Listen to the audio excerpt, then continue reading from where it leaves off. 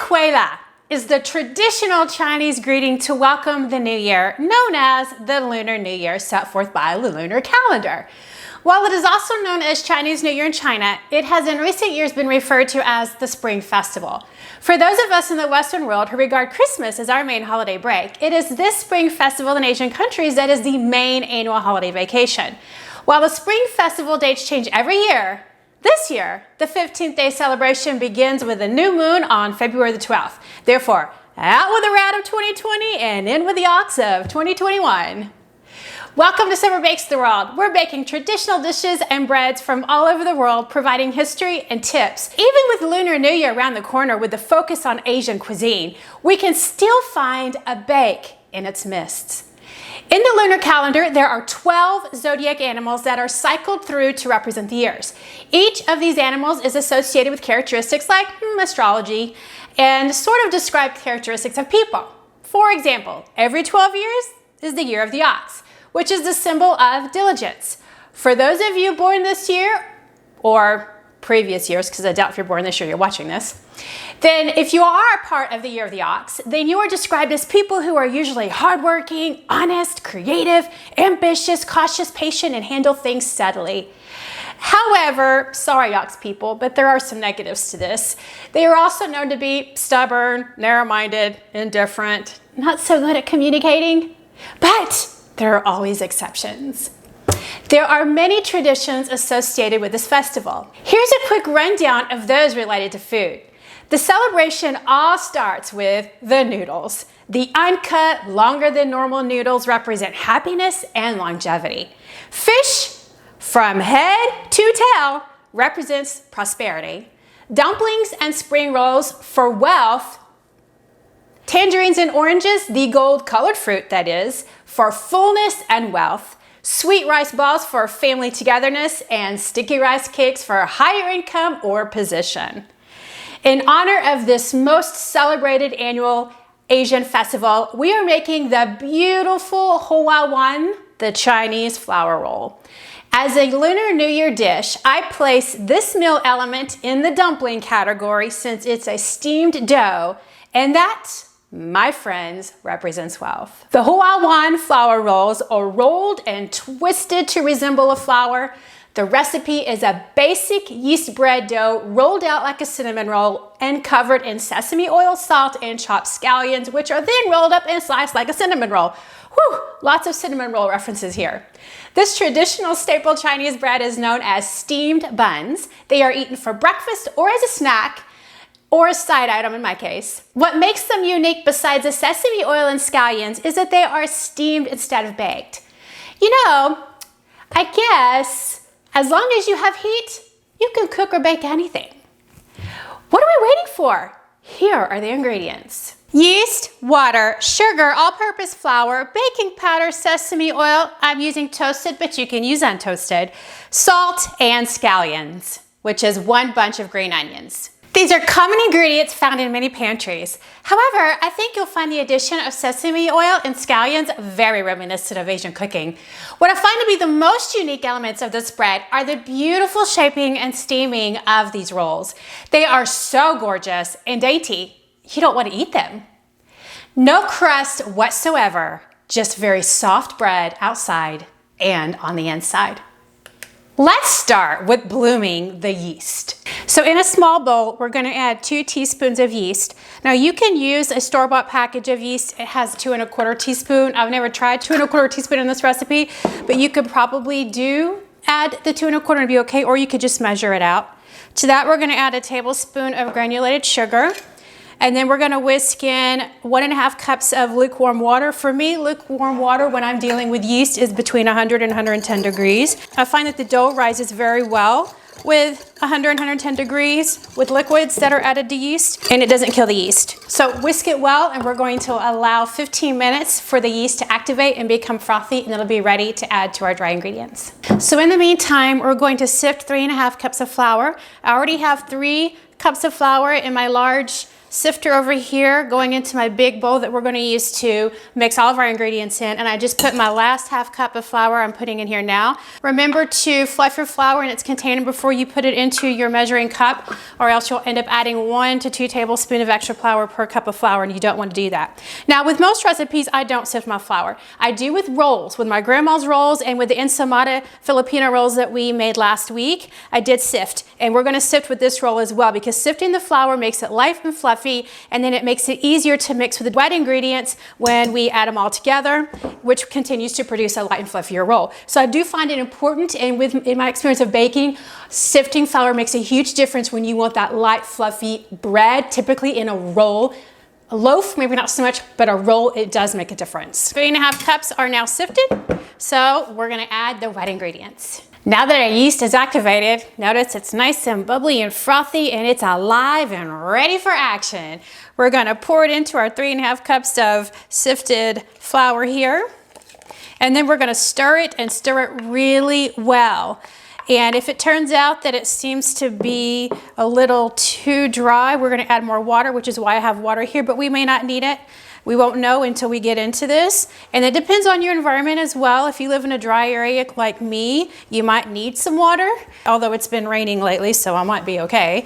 But if not, you may not need it at all. So we'll see. Notice how quickly this came together. I'm using my trusty wooden spoon so I don't break it.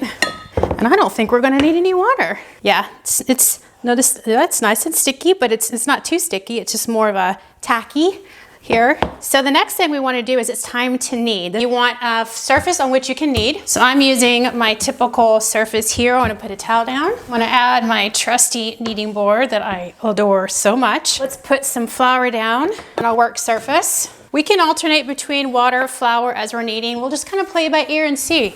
You know, that's what bread baking is all about, is that you have a lot of freedom and flexibility as to what's happening with your dough and adjusting it slightly depending on what it needs. All right, let's flour our hands, put some flour aside. Let's just start the kneading process. Now I can tell right away we did stir it, but it's a little chunky. I can feel bits of flour in it, so the kneading is gonna work out all of that flour and is going to separate those gluten fibers that are in the flour.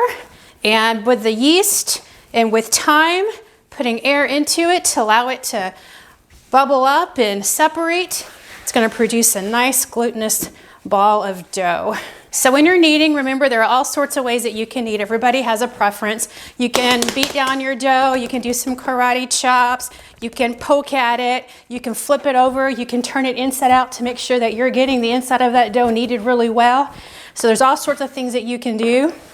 My preferred method is doing a little bit of all of it, but then of course just folding up the sides, turning it towards you, and then pushing it forward, making sure to put some effort. I've got a long board here, so there isn't any reason why this dough should not be kneaded within the 10-minute mark. If you notice at 10 minutes, it's still doughy on the inside and really sticky, it's not kneaded enough. So you need to knead it some more.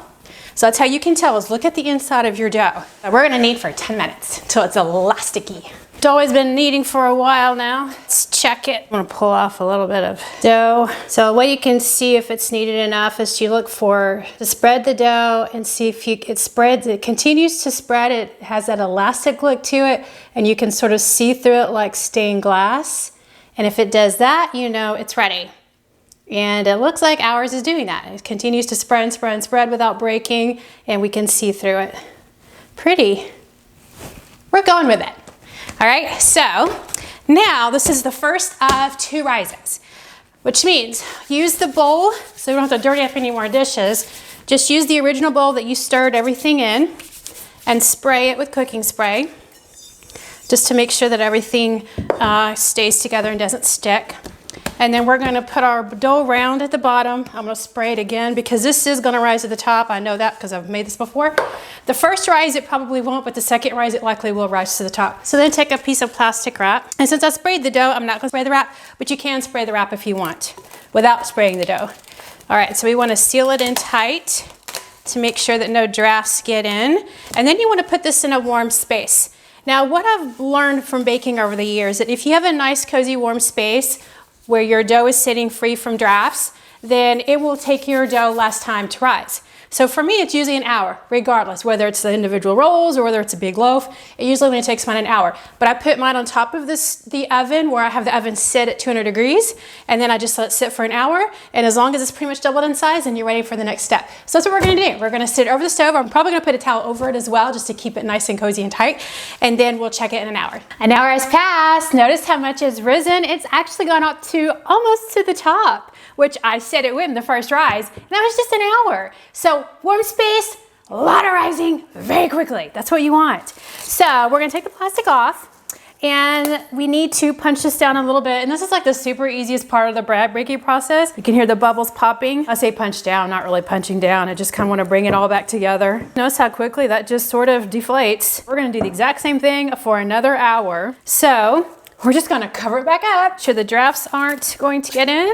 Seal it nice and tight. So we make sure we have that warm, cozy environment within the bowl. And we're gonna try this again. Now it should rise up to about to where it was the last time. If it gets up to the plastic, that's awesome. And it should only take an hour. So guess what? Another hour over the oven, warm space. We'll see what happens. Another hour has passed, and notice again how much the dough has risen. It's about where it was the last time. It has risen, and it's definitely doubled in size. So we are ready to move on. Let's deflate it. I think it has more air bubbles in this one than the last one. Flour, flour, flour. We have to do just a tad bit more kneading, nothing significant, but we still have one more ingredient to add. And I don't know if you remember, but we did not put our baking powder in, did we? And that's the directions of the recipe, so it's okay. And we're actually gonna make, oh, it's nice and soft. I like that. Let's make a little well in the center here, a little bowl. Okay, this is where we add the baking powder, and we're gonna mix it with water. So in a small bowl, we're gonna put 2 teaspoons of baking powder, 1 and 2, all right? And then we're gonna whisk our baking powder with 2 teaspoons of water. I'm just gonna actually pull it from the tap. 1 and 2, I'm gonna whisk it in. Baking powder has dissolved nicely. We have our little well in the center of our dough here. And all we're going to do is knead this baking powder in. It's gonna be a little bit wet, but that's all right. We don't need to knead a ton. We're not like doing a whole 10-minute kneading process here. We just want to mix in this baking powder, make sure that it gets nice and dispersed throughout our dough here. So just knead it. The directions say knead vigorously. Our dough appears to be about ready. I'm not using really any more flour. It's nice ball here. Indentions are bouncing back, so we're in good shape as far as kneading is concerned. Okay, so now it's time to shape it, and we're gonna treat this like the cinnamon roll, but we're not doing the individual ones like we did with the ensaymada rolls last time. We're actually doing a full-on one big roll. All right, so get your dough on a floured surface.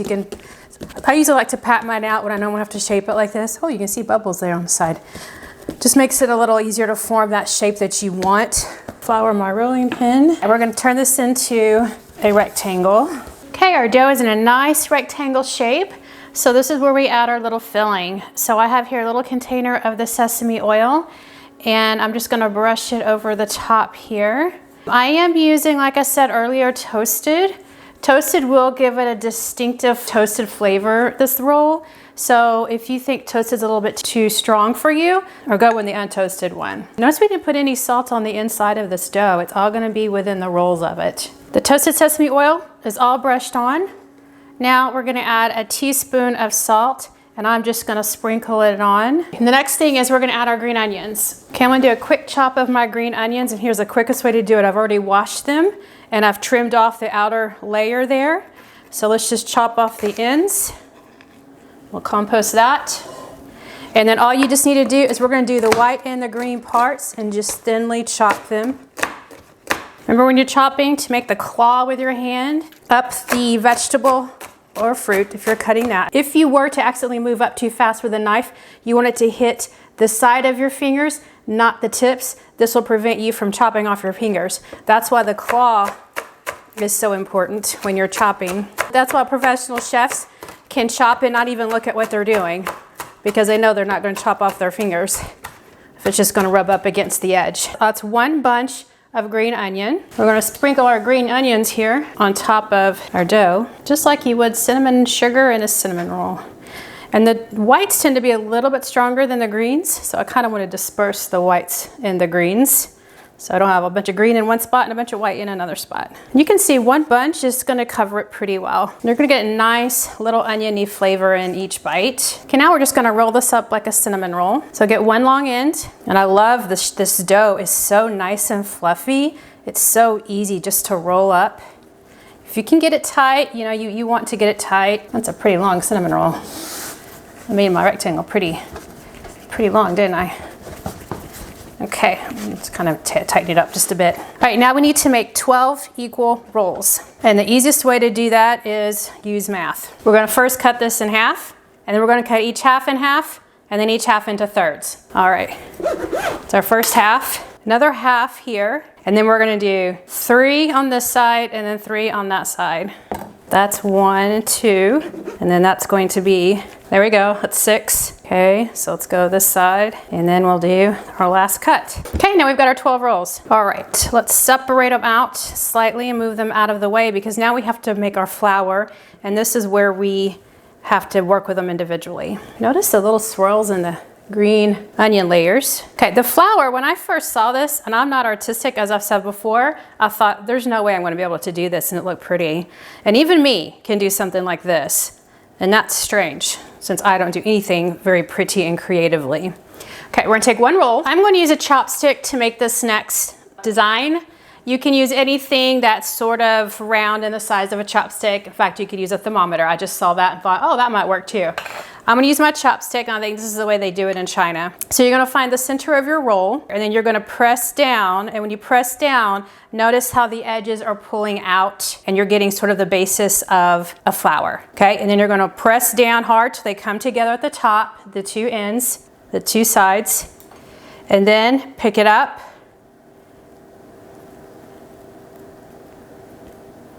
seal it at the bottom, and then you've got a flower. So you could show it this way, or you could show it with spirals that way. Either way, you've got the pretty design of a flower. So we're gonna set it aside, and we're gonna do the same thing for all of them. Notice how simple that was. So press down in the center, release, pick up, roll it over to the sides meet, seal them up, and then you have a little flower. All right, all 12 of mine are done. So if you wanted to leave them right with the swirls going from front to back, you could do that. If you wanted to turn it over to where the side swirls are mainly going around in a circle, you could do that. Either way, I think they're pretty enough to look like a flower. Okay, so we're gonna let them rest for 10 minutes. And since they have enough oil in them from the sesame oil, we don't need to do anything as far as spraying these guys, just like they're not gonna stick to the board. So we're just gonna let them sit. They're not gonna rise necessarily, they're just going to rest and get used to their nice new shape. Okay, so 10 minutes, let them sit, and then steam them. All right, I'm over at the stove. Let me show you these beautiful rolls before we start to steam them. Give you a nice up close view of them. Aren't they gorgeous? Such easy to do as well. All right, I do not have a steamer. And that's how you would traditionally steam these. So guess what? We're gonna MacGyver this thing. I'm using a 6-quart Dutch oven, and inside of that, I'm gonna place a metal colander. This is gonna be what I call my steamer basket, and it fits very nicely over mine.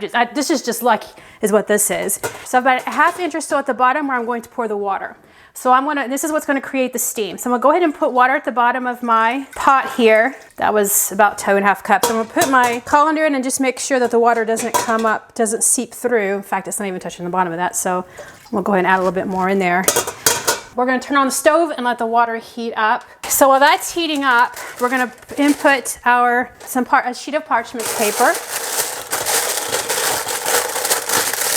And the purpose of the parchment paper, which it will fit nicely once we put the rolls in, is it'll keep any food debris from the rolls falling off into the pot. As you're cooking this, you need to periodically check to make sure that your water is still in the pot, because if not, then you'll start burning anything that's at the bottom of the pot, and it's going to create smoke, and you're going to end up having this horrible thing to scrape off your pot.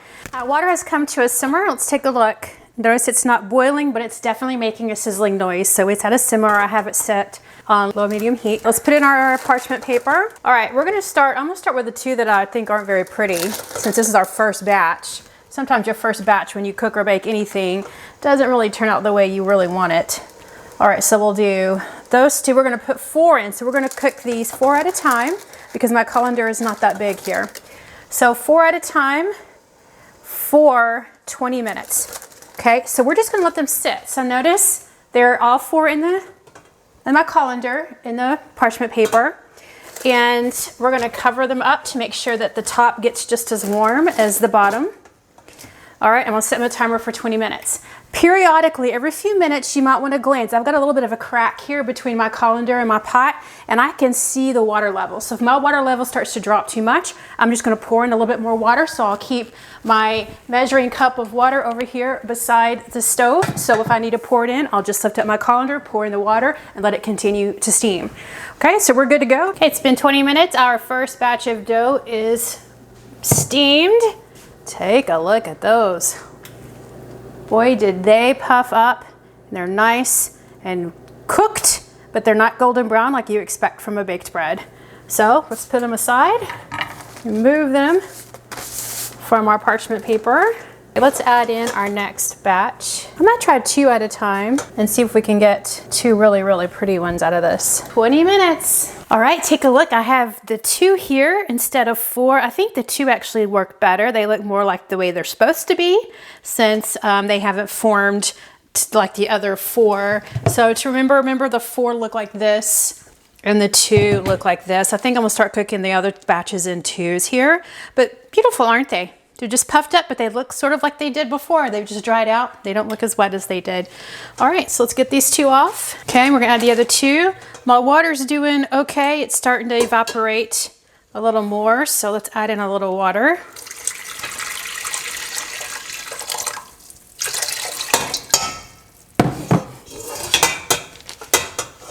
Okay, that's good. Let's let it come up to a simmer again, and then I'll add the other 2 and just keep cooking. I'm gonna do 2 at a time now. You could do 4 if you want. Our beautifully cooked flours are ready to dive into. Take a look. The Hua Juan rolls, our Chinese rolls. Nice, look at my nice little pile here. So what I learned is in the past I've done them 4 at a time to steam, but it actually worked much better to do 2 at a time. They came out looking the way they went in. Let's look at the inside. All right, so here they are. I can smell the toasted sesame oil and I can smell the scallions. So cooked, notice the swirls. So this is the one where I baked them with the swirls going from side to side versus the swirls going more of a probably a flower round shape. So this is what they look like if they were more of a flower. I think looks, you could do either way when cooking them. So I think you can really see the onion pieces when you separate the layers from the top. Notice the outside coloring? We have none. They're not baked, no browning. So the rolls are very soft. They're soft on the outside, just as soft as they are on the inside that you would expect. So the layers of scallions on the inside, notice the holes from the yeast, and then of course you can see the layers as well when we pull them apart. Well, it's tasting time. Since I won't be able to eat these pretty rolls, Scott will be doing the honors. It's that time, Scott. Yeah. I know it's your favorite time of baking day. Thanks for indulging me and helping me, finish this process and this project. And you're definitely indulging me by being here, but I know it's not a problem for you to do that. So if you will, give one of these gorgeous guys a taste and provide us with your professional opinion, because after all, you've been eating bread for a very long time. So you know what it's like, and I think you're qualified. And while you're tasting it, the quick summary of this roll goes like this. The Hua Juan Chinese flour roll is made with traditional bread ingredients of flour, sugar, water, yeast, and a little bit of salt. Its unique Asian flavors come from the sesame oil and green onions that are rolled up within like a cinnamon roll. Its unique cooking method comes from the steaming instead of the traditional baking in an oven. So no boiling, just steam from water. That's it. What are your thoughts? You're the expert on this. What is your expert opinion of this bread? It's kind of the opposite of a bagel. Really soft on the outside and on the inside. It's very airy as well, so you can tell it's a yeasted bread, but I don't have that yeast sense in terms of the flavor. Right, a lot of baked breads, you can taste the yeast. I don't know if it's because it's baked. That might be bringing out the yeasty flavors, but yeah, if I remember correctly, there's no yeast tasting of this bread. Definitely taste the simplicity of the limited ingredients that you mentioned, but also the scallions or green onions, I guess. Which one was it? Both. Okay, I can definitely taste those. That's kind of the strongest sense that I get as I've been smelling them all afternoon. What about the sesame oil? Is there a hint of that at all in it for you? I don't really taste it. I don't really taste the so sesame for you, oil. it's the scallions that are the strongest flavor. So I guess if you don't like scallions, you could leave them out and maybe just go with the sesame oil. And I did use toasted sesame oil here, but you could use traditional, just no toasted sesame oil if you want. It's not a strong flavor from the scallions, but it's different. I mean, most of the breads that you make don't have oniony in flavor in them, like onion roll type. I like the shape and the rolls. You can definitely see layers within it when you look at it, and it's really a nice looking bread too. So this bread would be eaten with like a soup or any traditional Asian dish, rice, but because it has a sesame oil in it and the green onions, then that would be a good complement with like a rice dish or fish. Or some kind of a soup. Yeah, I could definitely see that. It's the soup, a brothy type of soup. It seems like it would be soaking up all of that broth. The Hua Juan Chinese flour rolls are such an unusually different bread compared to westernized traditional baked breads. The yeast and steaming allow for a soft, fluffy, like a pillow texture. It has a distinctive sesame taste appropriate to accompany most Asian dishes, particularly with the green onions. We've eaten this bread with traditional Asian noodle soup and baked fish in the past, and it was a great addition. I remember that. While not typical of Asian cultures, it is also good heated with a pat of butter. You know, I don't typically think of bread as an accompaniment with Asian cuisine. However, I certainly think this version totally fits the bill and would recommend giving it a shot if you want a unique side item with your meal. So in my opinion, it's a keeper. Yeah, I would agree. Okay, glad you agree. You know, we've made lots of breads and we continue to find unique ingredients and cooking baking methods that allow for cultural individualization. You know, there are so many different ways to make bread. At the same time, like people, differences are what make us unique as well. But the core of every bread and every person is the same. Thanks for watching. Subscribe to my channel, watch and share my videos with your family and friends. Your support is much appreciated. All right, Scott, are you ready? Put on your happy face and that big chuckle inside, because here we go. To all of my former Asian students from all over the world, in Mandarin, Gong Si Fai Sai, in Vietnamese, Chúc mừng năm moi, it's a little bit of French there, in Korean, Sei bak mani ba du seyo. Sorry, my students. Until next time, put on your aprons and go bake the world.